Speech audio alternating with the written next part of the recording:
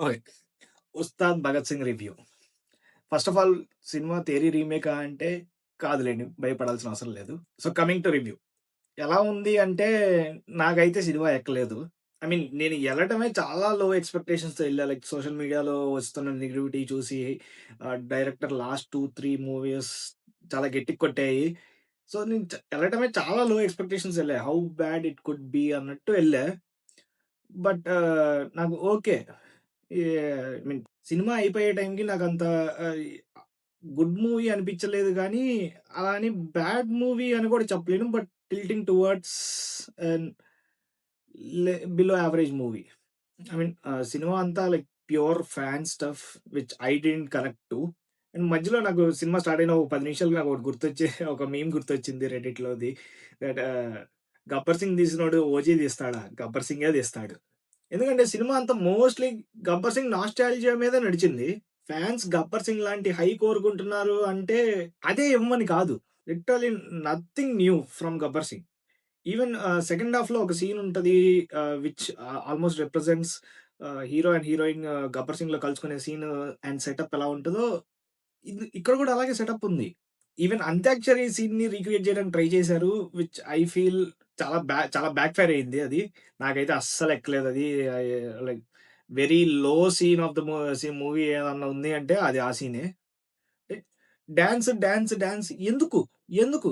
అంటే క్లాసిక్‌గా ఉండే కొన్ని సాంగ్స్‌ని నువ్వు చెడగొట్టడం ఎందుకు? అటెంప్ట్ ఇచ్చినప్పుడు మినిమమ్ ఎఫర్ట్‌తో అటెంప్ట్ ఇవ్వాలి కదా! అనిపించింది నాకు. ఫస్ట్ హాఫ్ అయితే రొటీన్ కమర్షియల్ టెంప్లేట్ అండి. ఫస్ట్ హాఫ్ మధ్యలో వచ్చేసరికి ఎంతసేపటికి ఇంకా గంటేనా అయ్యింది. ఇంటర్వల్ రాట్లేదు అనిపించింది. బట్ ఇంటర్వల్ టైమ్‌కి ఓకే. కొంచెం బెటర్‌గా అనిపించింది. బట్ స్టిల్ నాకక్కడ కూడా బొక్కలున్నాయి. అంటే ఇప్పుడు ఇంటర్వల్‌లో హై ఇవ్వాలి. హై రావట్లేదు. సో, ట్విస్ట్ పెడదాం. ఆ ట్విస్ట్ ఎలాంటి ట్విస్ట్ ఉండాలి అంటే 'పోకిరి' రేంజ్ ట్విస్ట్ ఉండాలి అంటే 'పోకిరి' ట్విస్టే పెట్టారు. ఇలాంటి ట్విస్ట్‌లు ఒకసారంటే ఫైన్. ఇప్పుడు ఇంటర్వెల్‌లో రాట్లేదని చెప్పి ఇంటర్వెల్‌లో దూర్చారు. సినిమా మధ్యలో ఇంకెక్కడో రాట్లేదంటే అక్కడ మళ్ళీ దూర్చారు. అదే ట్విస్ట్. ఒకటే ట్విస్ట్‌ని సినిమాలో ఎన్ని సార్లు పెడతార్రా? కొన్ని సీన్స్ అయితే అసలు కమర్షియల్ సీన్ టెంప్లేట్‌ని అతికిచ్చినట్టే ఉన్నాయి. సీన్స్ అన్నీ లైక్ ముందు ఒక 4 కమర్షియల్ సీన్స్ తీసుకొని దానన్నిటిని అతికిచ్చారు అని. ఎక్కడైతే సీన్ తేడా కొడుతుంది అనే బోర్డర్ లైన్‌కొచ్చినప్పుడు సీన్ మార్చేస్తున్నారు. ఇక్కడ ఒక ఫన్ మూడ్ సెటప్ చేయాలని ట్రై చేస్తున్న సీన్‌లో తేడా కొడుతుంది అనుకునే టైంకి తీసుకెళ్ళి సీరియస్ సీన్ తీసేసి, సీరియస్ సీన్ చూపించి మళ్ళీ బ్యాక్ టు సేమ్ సేమ్ సీన్‌కి మళ్ళీ బ్యాక్ వస్తామంటే ఎలాగా? అసలు నాకు కామెడీ అయితే వర్కే అవ్వలేదు.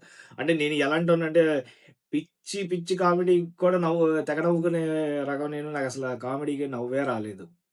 ఐ మీన్ నాకు రాలేదు పక్కన పెడితే అసలు నేనెళ్ళిన సి ష్ నేనెళ్ళిన షో అంతా ఫ్యాన్స్ షో. ఫ్యాన్స్‌కే నవ్వు రాలేదు. So, you can understand. Second half కూడా రొటీనే. చాలా routine template second half story. But second half కొంచెం డీసెంట్‌గా మేనేజ్ చేశారు. లైక్ హ్యాండిల్ చేయటంలో కొంచెం డీసెంట్‌లీ హ్యాండిల్ చేశారనిపించింది.